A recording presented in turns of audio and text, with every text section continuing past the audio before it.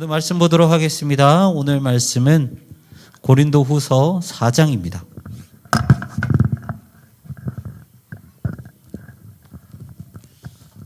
최성 선생님, 이거 6번이죠? 네, 6번 마이크 조금만 볼륨 내려주세요.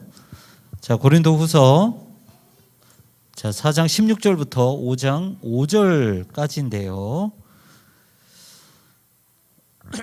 목사님이 가지고 있는 성경은 신약 성경 290페이지. 290페이지. 저기 누구?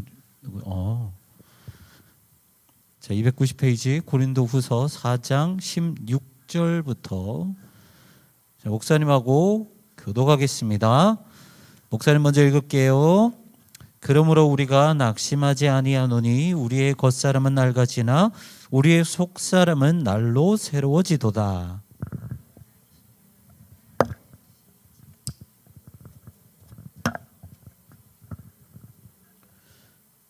우리가 주목하는 것은 보이는 것이 아니요 보이지 않는 것이니 보이는 것은 잠깐이요 보이지 않는 것은 영원함이라.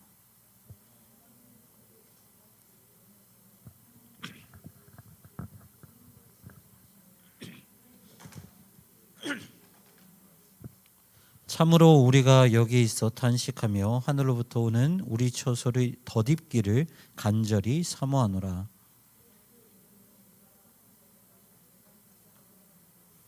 참으로 이 장막에 있는 우리가 짐진 것 같이 탄식하는 것은 벗고자 함이 아니요 오히려 덧입고자 함이니 죽을 것이 생명에 삼킨 바 되게 하려 함이라.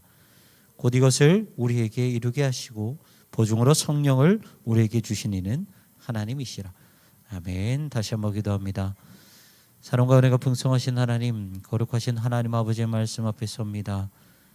하나님 아버지께서는 생명이요 길이요 부활이시오니 하나님, 그 거룩한 하나님 아버지의 말씀 앞에 설 때 저희가 이 시간 그 부활의 생명과 그 기쁨을 만끽하는 이 예배의 자리가 될 수 있도록 인도하여 주시옵소서. 두렵고 떨리는 마음으로 다가가게 하시고 우리의 죄됨과 연약함 하나님 아버지 앞에 맡겨드리게 하여 주셔서 이곳 가운데 선포되어지는 하나님 아버지의 그런 참 생명과 영원한 부활을 우리 마음판에 새기고 돌아가는 귀한 시간 될 수 있도록 인도하여 주시옵소서. 주님 말씀하시옵소서. 저희가 듣겠나이다. 감사드리며 예수님의 이름으로 기도하옵나이다. 아멘. 자, 오늘은 여러분들 이제 아시는 것처럼 부활 주일입니다. 예수님께서 지난 한 주 동안 고난 주간 종료주일 동안 이제 고난을 받으시고 금요일에 달려 돌아가신 다음에 어제 가장 칠흑 같은 그 죽음의 어둠 가운데 계시고 주일 새벽에 예수님께서는 사망 권세를 이기시고 부활하셨습니다. 그래서 오늘은 그 부활 주일로 우리가 예배를 드립니다. 자, 오늘뿐만 아니라 다음 주까지 부활 주간으로 이제 여러분 이제 함께 이 말씀을 나눌 텐데요.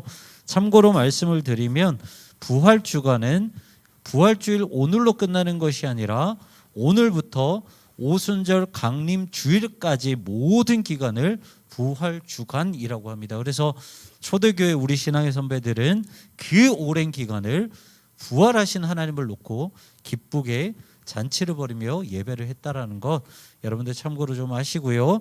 우리는 2주 동안 주님의 부활에 대해서 말씀을 나누도록 하겠습니다.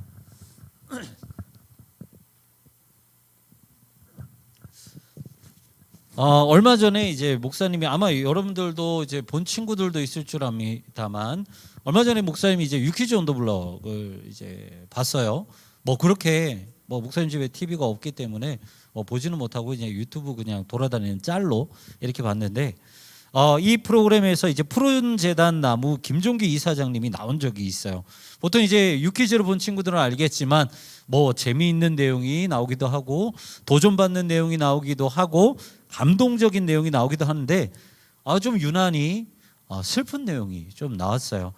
이분은 재단을 설립하시기 전에 사실은 상당한 스펙을 가진 그런 분이었습니다.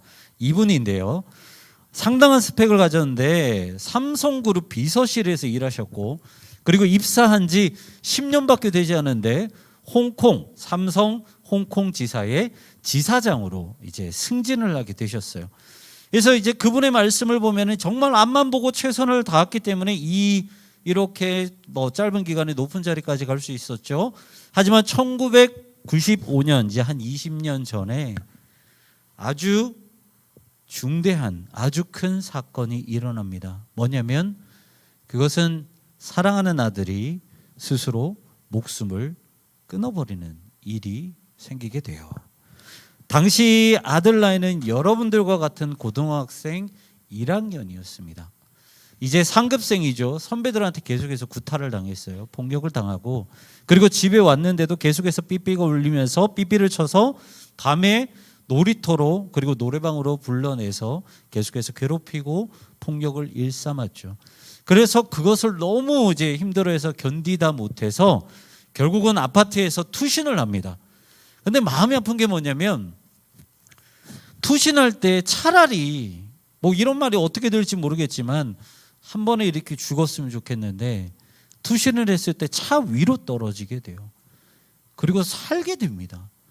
그런데 이 친구의 마음에 얼마나 고통스러운 마음이 있었냐면 그렇게 온몸에 피를 흘리고 살았음에도 불구하고 다시 아파트로 올라가서 다시 투신을 합니다. 그렇게 해서 목숨을 스스로 끊었어요. 유퀴즈에서 이 아버지죠. 이분이 나와서 이렇게 말씀하셨어요. 앞에 잠깐 기록이 되어 있지만 아들이 죽었을 때 느꼈던 것은 일에 너무 몰두해서 아들과 함께하지 못했던 죄책감, 아들을 돌보지 못했던 죄책감이 가장 컸다는 거예요. 사랑하는 아들이 죽었던 날짜가 95년 6월 8일인데 이분이 중국으로 출장 간 날이 95년 6월 6일이었어요. 출장을 가고 나서 이틀 만에 아들이 주검이 되었다는 거죠. 재단을 설립하기 전에 이사장님의 모습은 아마 여러분들이 추구하는 모습일 거예요. 최선을 다한 것만큼 결과를 얻고 그리고 아름다운 가정을 꾸리고 내가 최선을 다한 만큼 정말 빠르게 입사해서 지사장까지 올라가는 것, 이사가 되는 것, 부장이 되는 것, 그것보다 더 높은 자리에 올라가는 게 여러분들의 꿈이고 지금 여러분들이 달려가는 목표라는 거죠. 하지만 그렇게 잘 나갔는데도 이분의 인생을 바꿀 정도로 들었던 마음이 뭐예요? 결국에는 사랑하는 아들을 지켜주지 못했던 죄책감이었다는 거예요. 그 아들과 함께하지 못했던 그 죄책감이 이분의 마음을 완전히 돌려놨다는 거죠. 이 말을 여러분들에게 한 이유는 그거예요. 어차피 여러분들이 열심히 노력해봤자 이런 일 한번 터져버리면 허사다. 그러니까 너희들 그렇게 열심히 할 필요 없다 라는 말을 하는 게 아니고요.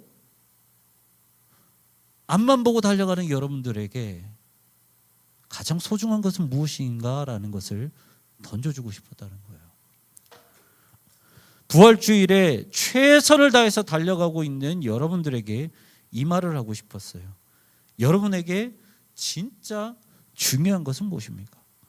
여러분들에게 진짜 소중한 것, 앞만 보고 달려가다가 놓쳐버린 그 소중한 것이 무엇인지 오늘 이 예배의 자리를 통해서 한번 체크해 봤으면 좋겠어요. 자, 오늘 본문은요 고린도 후서입니다.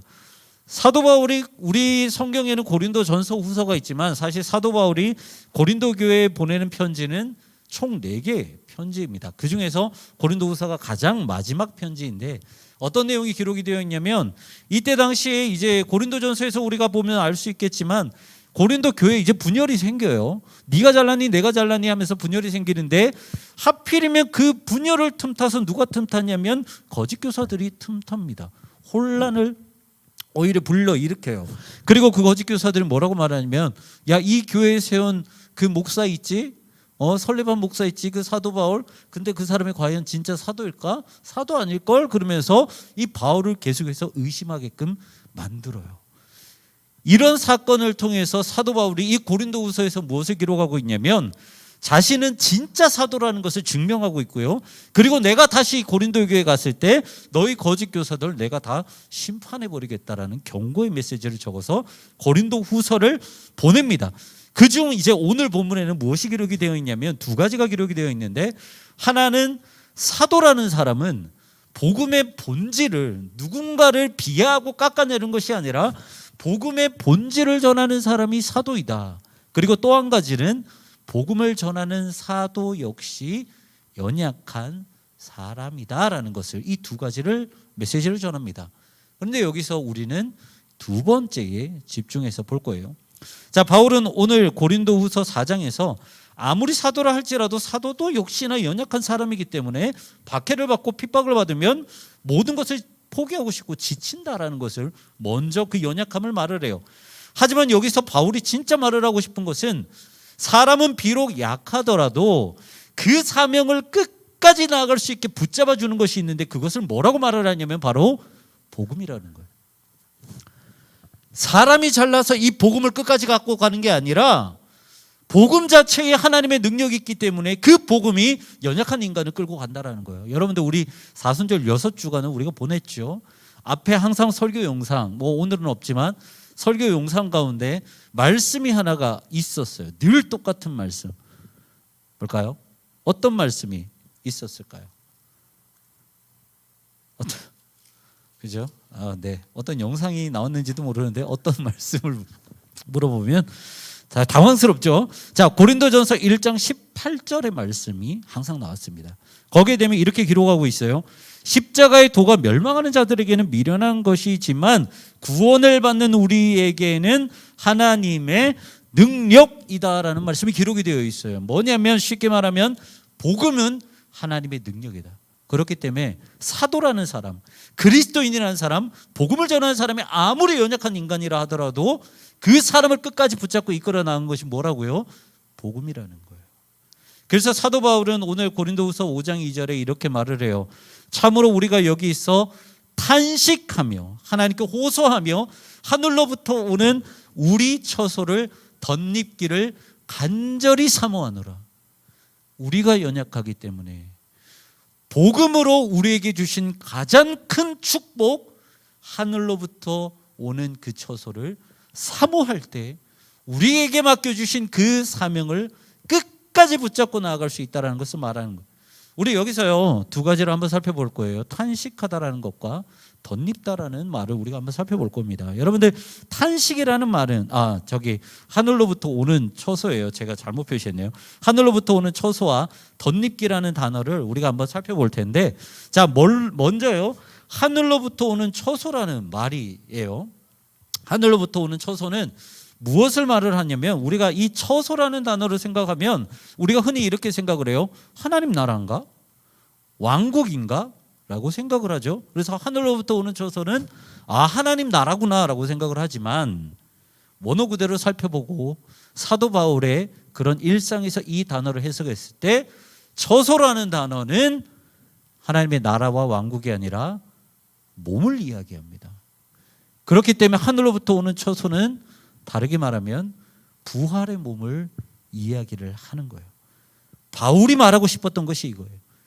그리스도인이 아무리 힘겹다 하더라도 결국 그리스도인이 승리할 수 있었던 이유는 뭐냐면 부활의 몸을 소망하며 살아갈 수 있는 존재가 그리스도인이기 때문이라는 거죠. 끝까지 여러분들이 그리스도인으로서 사명을 붙잡고 나아갈 수 있는 게 여러분들에게는 무엇이 허락이 되었다고요? 영원한 부활의 몸이 약속되어 있기 때문에. 그래서 여러분들은 끝까지 달려나갈 수 있다는 거예요.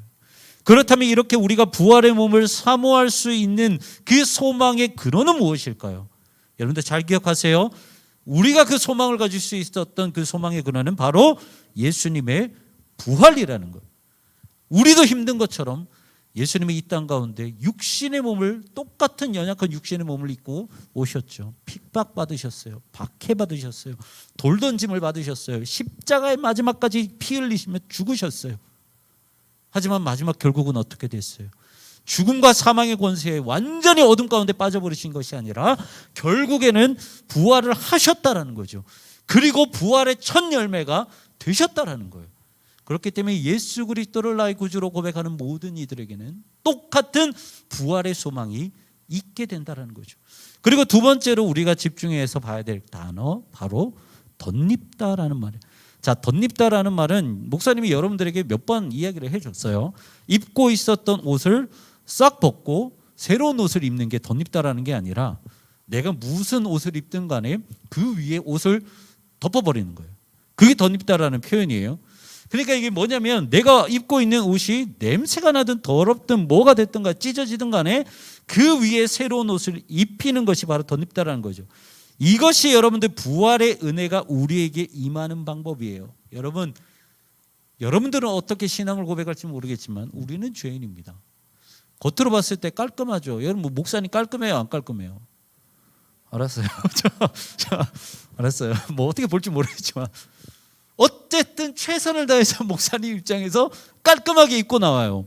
그런데 우리의 영혼은 어때요? 아무리 겉모습이 깔끔하다 하더라도 매일 죄 때문에 더러워질 수밖에 없죠. 연약하고 더럽고 추악하다라는 거예요. 하지만 예수님의 보혈은, 그 부활의 은혜는 우리가 아무리 추악하다 하더라도 그것과 상관없이 모든 것을 다 덮어버리신다라는 거죠. 그래서 그 덧입는 은혜로 우리가 부활의 영광에 참여하게 하셨다는 거예요. 여러분들 꼭 기억하시길 바랍니다. 여러분들이 어떠한 모습을 갖고 있든지 간에 예수님은 십자가의 은혜로 여러분들의 연약함을 다 덮어버리세요. 그래서 여러분도 이 고린도후서 5장 2절의 말씀처럼 사도 바울이 고백한 것처럼 여러분들의 모든 것을 탄식하며 하나님께 올려드리라는 거예요. 그리고 덧입는 은혜를 사모해야 된다는 거죠. 매일매일 여러분들이 그리스도인으로서 버틸 수 있는 은혜를 매일매일 간구하셔야 된다는 거예요. 그리고 또 한 가지 여러분에게 꼭 말씀드리고 싶은 것이 있어요. 뭐냐면 십자가의 죽음과 부활은 나와 거리가 먼 사건이 아니라는 거예요. 여러분들이 십자가 죽음 그리고 예수님의 부활은 언제 일어났을까요? 지금으로부터 약 2000년 전에 일어났어요. 역사적으로 보면 우리와는 전혀 관계없는 것처럼 보이죠. 하지만 우리는 십자가와 부활을 역사적인 관점에서 보는 게 아니라 신앙의 눈으로 바라봐야 되고 영의 눈으로 바라봐야 되는 거예요. 여러분, 십자가와 부활은 실제예요. 그리고 십자가 사건은 어떠한 특별한 장소에서 일어나는 것이 아니라 우리의 일상에서 일어났다는 거죠. 자, 여러분, 예수님은 누구한테 박해 받으셨어요? 누구한테 박해 받으셨어요? 누구요? 누가 예수님 십자가에 박았어? 거기에 살고 있는 예루살렘 사람들이에요. 누가 특별하게 와가지고 그냥 예수님을 못 박아버리는 게 아니라 예수님이 그때 당시에 계셨던 예루살렘 사람들, 유대 사람들이 예수님을 공격했고요. 거기에서 주둔하고 있었던 로마 군사들이 예수님을 십자가에 못 박았다라는 거예요. 무슨 말이에요? 어떤 특별한 사람이 예수님을 박았다라는 거예요? 아니요. 거기 안에 있었던 일상의 사람들이 예수님을 박해하고 예수님을 못 박았다라는 거예요. 그렇다면 예수님은 그 어디에서 십자가에 달려 돌아가셨어요? 우리 그렇게 말하죠. 골고다에서 십자가에 못 박아 죽였어요. 근데 어떻게 돼요? 예수님 어디에서 십자가 당하셨어요? 십자가에 못 박히셨어요. 어디 갑자기 뭐 특별한 데 가가지고 십자가에 못 박으셨어요? 아니죠. 예수님이 십자가에 못 박힌 장소는 예수님을 저주했던 유대인들 가운데에서 십자가에 못 박히셨어요. 예수님을 창으로 찔리고 죽이려고 했던 로마 군사들 사이에서 예수님은 십자가에 달려 죽으셨어요. 그리고 예수님을 너무 사랑해서 마음 아프게 예수님께서 십자가에 달려 죽고 계시는 그 모습을 보았던 사랑하는 가족과 사랑하는 제자 요한이 보는 앞에서 십자가에 달려 죽으셨어요. 예수님은 당신을 박해하고 조롱하고 죽이려고 하는 사람, 그리고 당신을 뜨겁게 사랑하는 그 일반 삶의 현장에서 십자가에 달려 죽으셨다는, 그리고 역시나 일상생활 속에서 부활하셨다는 거예요. 마찬가지예요. 여러분, 십자가와 부활은요, 여러분들의 일상적인 삶에서 일어나는 거예요. 예수님이 왜 죽으셨어요?